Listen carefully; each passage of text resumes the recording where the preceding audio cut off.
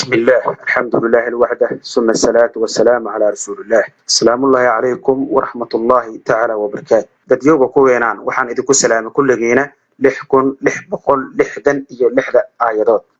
aqrintii ama codkii ama fariinkii ahaa jariir Soomaali ba mise Soomaali maaha taas ayaan rabaa inaan idinka jaahil bixiyo misna idinka jawaabo kulligiinaba ninka hadlay ka dhiidhiyay mise ka hadlay jariir Soomaali ma aha ninkaas ayaan rabaa inaan jawaab adag siiyo ku filan calooshiisana buuxin karta maskaxdiisana qaabisho walaalkayga qaaliga hadlayo oo yiri jariir wuxuu ka soo yimid Majra Konga iyo Tanzania ninka yarow iimaanka Allah ku galiyo awalan iimaan meesha kuma haydid waxaan ku leeyahay iimaanka Ilaahay ha ku galiyo mar Allah markuu Ilaahay subhanahu wa ta'ala azza wajal abuuray nabiyullaahi Aadam alayhi salatu wassalaam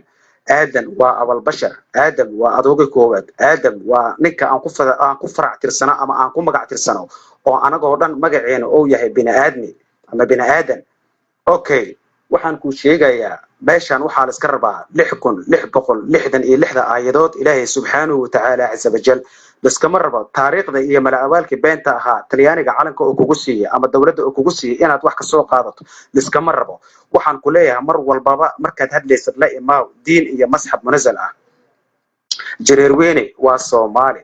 jareerweyne waa Afrika jareerweyne waa ninka loogu yimid geeyga Afrika ama geeska Afrika why sababtoo ah dadka jareerweynaha ah tacbatada ah jiinka ku taxan ha umoodin inuu keenay jiinka gumaysi ab iyo isr ayay u leeyihiin ilaahay xaqiisana ka ahaatay wadankan waxaan soo degnay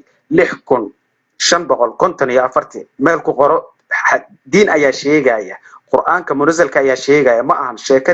sheeka barleyda iyo quruufaadka naxliga talyaaniga adiga ku bare ma ahan arinkani waa arin ilaahay xaqiisa ka timid deeniya nabiyullaahi aadam ka gadaal waxa soo baxay nabi nuux oo la yiraahdo abu taani ama aabihi lamaad adduunyada nabi nuux alayhi salatu wassalaam nabi nuux yow dhalay waa adduunyada yow ka dhalay nabi nuux waxa uu dhalay xaam bin nuux curadkiisa سام بن نوح عرض لماتكي ساعة يا ياسر يي كليهين يسك لنا قدونا حام وانين مدو أفريكان جريروينا دالي كونتن يا أفرت الدولدود أفريكا وحام بن نوح وحو دالي كونتن يا أفرت الدولدود أفريكا أيو أبو وديهي سام وانينك عربك أما ماركا إيران يا عراق يا تركيشك يا جود يا تركيشك يا جود وما جود وحلا هالمال سام ويهودا تليانيكا فرنسيسكا بلجيكا إسبيولها إيه وحلا هالمال هو أوروبية أما يوروب لو يقان waxaan ku sheegayaa aadam mar allaala markuu ilaahay subhanahu wa ta'ala oo yiri ihbida minha jamii'an aadam markii ambihi iyo canuuniga saytuunka isbaandeyska iyo qudaarta macaanta badneed mar allaala markii shajarka ama geedka oo liqay ilaahay carre iyo cataba aadam ilaahay xaqiisa ugu timid aadam xajar aswadka iyo abliiska iyo abawtaxaabo ihbida minha jamii'an markii la yiri ninkaadaano waxay yimaadeen arlada bacdama ay yimaadeen aadam wuxuu ilaahay subhanahu wa ta'ala oo dib ugu soo noqday rabbigiisa inuu baryo tuugo ilaahayna ka idmay kana ajiibay aadam jabriil ayaa loo soo adeejiyay misna loo soo diray aadam waxa loo jeexay wabiga jubooyinka ka bilaw ama niil dheh ama meel walbaba dheh ama shabeelooyinka adiga ku taala jiin wabi ab iyo isr ayaan u leeyahay waxaana ka dhaxlay adoogay nabi aadam alayhi salatu wassalaam ka gadaal aadam tacabkii aadam dhaqankii aadam yaa dhaxlay yaa soo weyn yaa haysta aniga ayaa haysta markaad leedahay qaarkooda Uganda ama aad ku tilmaamaysid meel kale dadjooga kuwaas waa walaalaheen waa ilma adeerteen waa garabkeen laakiin saddex Konga ayaa jirtoogow qoro Konga Brazil Konga Kinshasa iyo Konga Madani 6554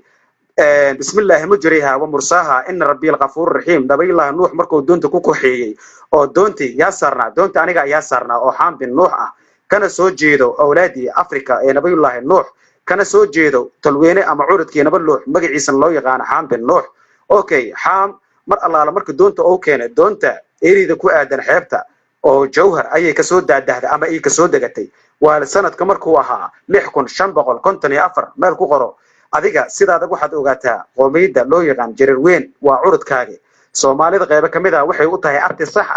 abti sax ay u tahay kana timid ilaahay xaqiis Soomaalida qayb kamid ahna waxay u tahay adeer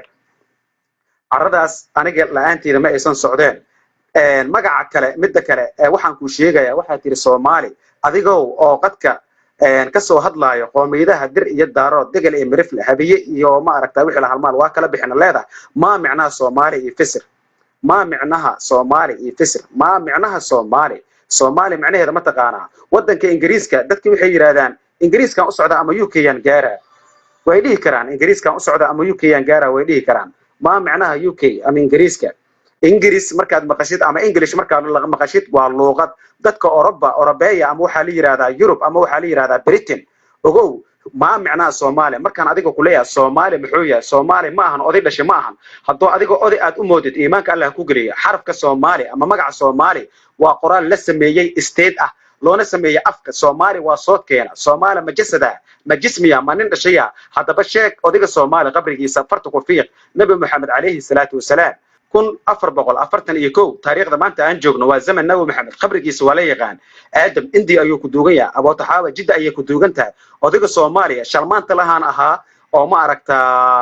taariikhdiisa aysan dheereen qabrigiisa sheeg hadda Soomaali ogow aabaha ka dhiganin waa luqad waa hadal waa sood jasad ma aha jismina ma aha qof noolna ma aha waa afka aan ku hadalno af Soomaali weeyaan Soomaalidu ha ka dhigin oday dhashay ha ka dhigin oday dhashay ha ka dhigin waxaan kaloo ku sheegaa Konga Madani ayaan ku dhashay taariikhdu markay ahayd 6554 ayaan jiray eriidaas adiga iyo wax u dhow iyo isirkaaga iyo farcaaga ma aysan jirin Soomaalida waa laba deegaan ama waa laba qolo oo loo yaqaano xoolo dhaqato iyo beero tacbato marna hadii si kale loo bedelo waa caramaalato iyo caanamaalato mid kale hadaa saddexaad aan kugu sii bedelo waa reer guuray iyo reer deegaan aniga waxaan ahay kan deegaanka ah agta ka fadhiyay marka la yiraahdo magac shiidle aniga shiidka ayaan sameystay kuna shiidanaya badarka saadarteeda ayay shiidle ugu yeertay walaalkay waa qaldan tahay erayada nooca ka fiirso ab iyo isir dhaqan iyo deegaan ayaan u leeyahay dhulkan asaga ah Ciise bin Haam bin Nuux bin Lamki bin Mihra bin Lamki bin Mudwashqal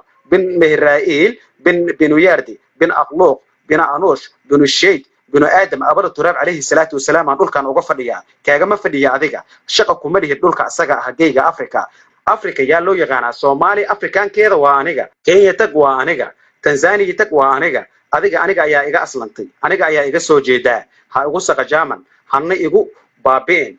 taariikh ayaan haystaa hadii awlaad aan ku sheego Najr bin Haam waa Nigerianka Kush bin Haam waa Ethiopia waa qadiimi waa Nabi Muhammad dadka عليه الصلاة والسلام زمنكي نبتقلية أمان قلية إلهي نبتقلية أمان دشي ساحاتي أوكي مصريان بن حام وودنك مصر أنا جوحنا عيسى بن حام عيسى هاسو إسكالي جيجا سوماليا أما جيسكا سوماليا يكون نور إلهي نسودجي يكون لحكن شنبغل كنتني أفرتي زمن نوح أيان أرلدا أن كسوغنها أرلدا أيان جوجا مركا غروفات كا يتفرارقا آت ما أركتات كهدليسيد إيمانك الله كاجريو أنا أبوغا أيان هاي أصل كاغا أيان هاي أساسها أيان هاي حدان جيرين دينعن وقود عيدينيسا دينعن ملب أياد إيغا ديغيسا بقرتويا أي هاجرين أياد أغليدا نصيب بوندي وحي لها المال أياد شيغيسا مطنان قار أي ليهين مرنو حد إليدا سومالي ماهن ورسوماليدو وانيغا واسودكيغا واللوغا ديدا afka Soomaaliga ogow waa may iyo maxaatiri labadan ana leega soo gaari cid kale oo ku hadasho male maxaatirida weebeenka saxda aniga iskale mayda weebeenka saxda aniga iskale marka adiga aan dhexda ku dhumaayo sida ogow asagana tookadii ha gaarto ha ogaado inaan talweenihiisa aan ahay la'aanteeda oo san joogi karin dhulkii in aniga loogu yimid geeska Afrika waa meeshan Asia ma ahan Afrikana waa aniga cid ila sheega karto iyo cid ila la maraha kan kale waa kabshir xoog iyo abud sheegasho laqdabay iyo laablaab وكوا شنت فرواقبا وكل دقا وحول بوا كاس ما يسنكرا لكن أوجو بدونايو إن الله مع الصابرين عفى الله عما سلف والله سبحانه وتعالى أعلم السلام عليكم ورحمة الله تعالى وبركاته